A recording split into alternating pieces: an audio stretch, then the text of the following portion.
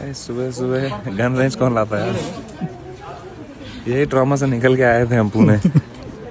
Dangerous with in 1 माइल killing area है वो। दिस इज 25 मीटर्स। तो नहीं, पर आप अब रोज के 100 लोग तो आते होंगे इधर, तो कभी आपको ऐसा नहीं होता कि किसी का घर पे कुछ खराब कलेश चल रहा हो, कोई मुड़ जाए पीछे? हम लोग का एथलीट जब आता है ना तो हमको देख के एथलीट समझ में नहीं, आता है। मेरे ऐसा कोई आया है कोई? तो ऐसे समझ में आ जाता है ना कि कैसा है, तो उसको हम सजेस्ट ही नहीं करते हैं।